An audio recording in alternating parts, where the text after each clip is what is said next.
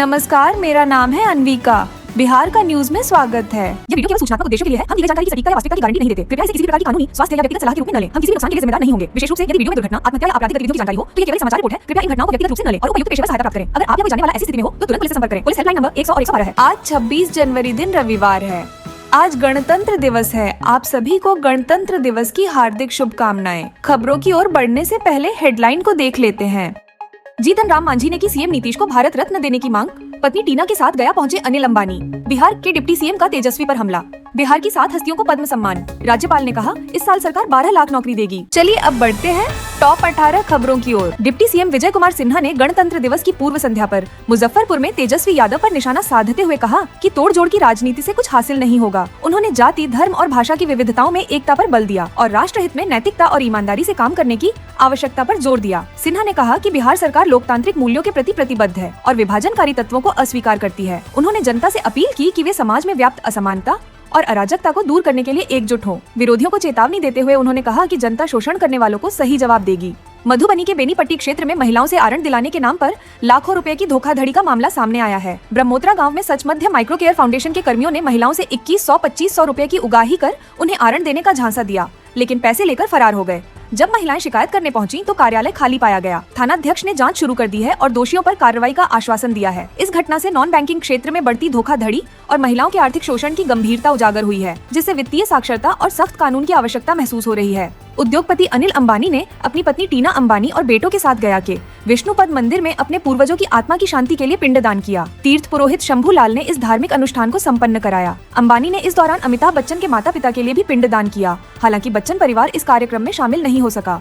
इस अनुष्ठान के जरिए अंबानी ने पारिवारिक परंपराओं और धार्मिक मूल्यों को मजबूत करने का संदेश दिया। स्थानीय लोगों ने उनके इस कदम की सराहना करते हुए इसे संस्कृति और परंपरा के प्रति उनकी प्रतिबद्धता का प्रतीक बताया। फुलवारी शरीफ के विधायक गोपाल रविदास को कुर्थौल गांव में 2,37,00,000 रुपए की लागत से बने उत्क्रमित उच्च माध्यमिक विद्यालय के उद्घाटन के दौरान ग्रामीणों ने रोक दिया। विधायक ने आरोप लगाया कि इस दौरान उनके खिलाफ जाति सूचक शब्दों का इस्तेमाल किया गया, जिसे उन्होंने दलित समुदाय के प्रति भेदभावपूर्ण और अपमानजनक बताया। घटना के बाद उन्होंने स्थानीय थाने में 3 नामजद और 10 अज्ञात लोगों के खिलाफ शिकायत दर्ज कराई। पुलिस ने मामले की जांच शुरू कर दी है। यह घटना राज्य में जातिगत भेदभाव को लेकर बढ़ती चिंताओं को उजागर करती है और विधायक ने न्याय की लड़ाई जारी रखने का संकल्प व्यक्त किया है। शहीद प्रदीप ठाकुर के पोते मोहन ठाकुर ने प्रशासन पर उनके दादा के नाम को गलत तरीके से दर्ज करने और राशन कार्ड बंद करने पर नाराजगी जाहिर की है। मोहन का आरोप है कि नाम सुधारने के लिए रिश्वत मांगी गई, लेकिन कोई कार्रवाई नहीं हुई। उन्होंने पंचायत की मुखिया पर 26 जनवरी को शहीद स्मारक पर झंडा न फहराने का भी आरोप लगाया, जिससे परिवार आहत है। ग्रामीणों ने बताया कि शहीदों की प्रतिमाएं 5 वर्षों से टूटी हुई हैं,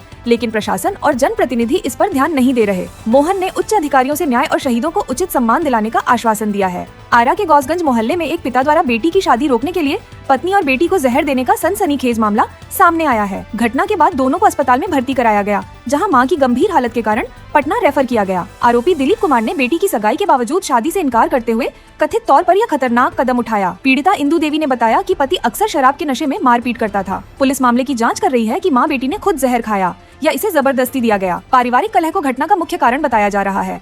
मुजफ्फरपुर में 76वें गणतंत्र दिवस पर 601 फीट लंबा तिरंगा लेकर तिरंगा यात्रा निकाली गई, जो शहर वासियों के बीच देशभक्ति का अनोखा उदाहरण बनी। रामगढ़ परिवार द्वारा आयोजित इस यात्रा का प्रारंभ सरैयागंज टावर से हुआ और यह विभिन्न मुख्य मार्गों से होते हुए रामगढ़ चौक पर समाप्त हुई। मार्ग में लोगों ने तिरंगे का सम्मान करते हुए देशभक्ति का प्रदर्शन किया। आयोजक चंदन कुमार ने बताया कि यह यात्रा स्वतंत्रता सेनानियों को समर्पित थी, जो हर साल 26 जनवरी और 15 अगस्त को आयोजित की जाती है। इस पहल का उद्देश्य लोगों में देश प्रेम और जागरूकता बढ़ाना है। गणतंत्र दिवस के अवसर पर बिहार के राज्यपाल आरिफ मोहम्मद खान ने गांधी मैदान में तिरंगा फहराया, जिसमें मुख्यमंत्री नीतीश कुमार और डिप्टी सीएम सम्राट चौधरी भी शामिल हुए। राज्यपाल ने पिन सीएर से अपने अभिभाषण में 12 लाख सरकारी नौकरियों और 34 लाख रोजगार के अवसरों की घोषणा की, जिससे युवाओं में उत्साह का संचार हुआ। उन्होंने बीते वर्षों में 9 लाख रोजगार उपलब्ध कराने और शिक्षा व महिला सशक्तिकरण के क्षेत्र में हुई प्रगति को भी रेखांकित किया। समारोह के दौरान सुरक्षा के पुख्ता इंतजाम थे और विभागीय झांकियों ने आयोजन की शोभा बढ़ाई। ये पहल राज्य के युवाओं के लिए उम्मीद और अवसरों का नया मार्ग प्रशस्त करेगी।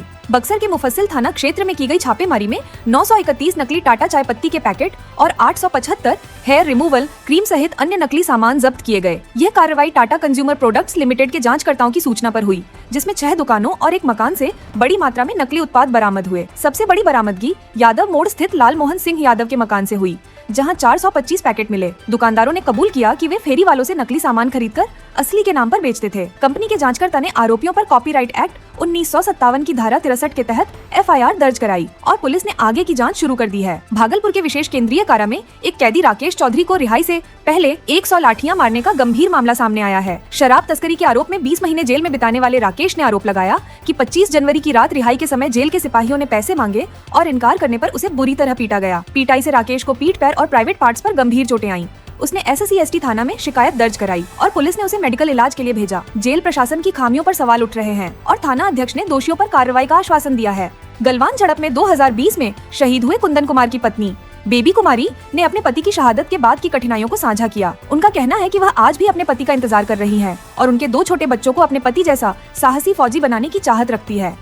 हालांकि सरकार ने शहीद के परिवार को 5 एकड़ जमीन देने का वादा किया था, लेकिन अब तक वह वादा पूरा नहीं हुआ है। बेबी कुमारी ने मुख्यमंत्री से लेकर राज्यपाल तक इस मुद्दे को उठाया, लेकिन कोई कार्रवाई नहीं हुई। कुंदन के परिवार को अब भी सरकारी वादों का इंतजार है, जबकि उन्हें किराए के मकान में रहना पड़ रहा है। जीतन राम मांझी ने मुख्यमंत्री नीतीश कुमार को भारत रत्न देने की मांग उठाई है, यह कहते हुए कि नीतीश कुमार ने बिहार के विकास में महत्वपूर्ण भूमिका निभाई है और उनके कार्यों से राज्य में बदलाव आया है। उन्होंने कहा कि नीतीश कुमार बिहार को एक परिवार के रूप में मानते हैं। दूसरी ओर सिवान के गौरेया कोठी थाना क्षेत्र में एक मजदूर की संदिग्ध परिस्थितियों में मौत हो गई, जबकि दूसरा मजदूर गंभीर रूप से घायल हुआ। मृतक की पहचान वीरेंद्र सहनी के रूप में हुई है, जो कथित तौर पर जहरीली शराब का सेवन करने के बाद बीमार पड़े। पुलिस मामले की जाँच कर रही है, लेकिन दुष्प्रभाव की पुष्टि नहीं हुई है। ये घटनाएं बिहार में राजनीतिक और सामाजिक समस्याओं की जटिलताओं को दर्शाती हैं। भारत सरकार ने 2025 के पद्म पुरस्कारों की घोषणा की, जिसमें बिहार से 7 हस्तियां सम्मानित होंगी।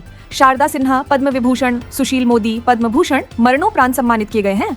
भीमसेन, हेमंत कुमार, किशोर कुणाल, निर्मला देवी और विजय नित्यानंद सुरेश्वरी को पद्मश्री मिलेगा। ये पुरस्कार विभिन्न क्षेत्रों में उनके उत्कृष्ट योगदान को मान्यता देते हैं। कुल 129 पुरस्कारों में 23 महिलाएं और 10 विदेशी भी शामिल हैं। बिहार में मौसम की स्थिति खराब है, जहां 3 जिलों में कोल्ड डे और 9 जिलों में घने कोहरे का अलर्ट जारी किया गया है। पश्चिम चंपारण, पूर्वी चंपारण और सीतामढ़ी में कोल्ड डे की स्थिति रहेगी, जिससे तापमान सामान्य से कम रहेगा। शिवहर, सिवान, सारण, मुजफ्फरपुर, मधुबनी, दरभंगा, सुपौल, अररिया और किशनगंज में घने कोहरे का असर होगा, जिससे विजिबिलिटी कम होगी।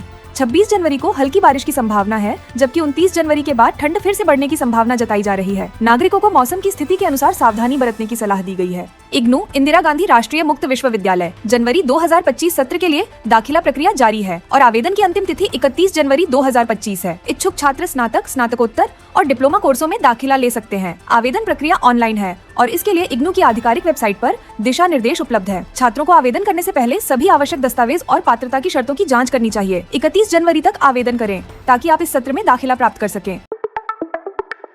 खबरों का सिलसिला यहीं तक। बिहार की तमाम खबरों की जानकारी के लिए हमारे चैनल को सब्सक्राइब कर लें, जिससे हमारे न्यूज़ की नोटिफिकेशन आपको पता चल जाए। और आपको ये न्यूज़ वीडियो अच्छी लगी तो ज़रूर लाइक कीजिएगा, जिससे हमें आत्मविश्वास की कमी ना हो। धन्यवाद। जय हिंद, जय भारत, जय बिहार।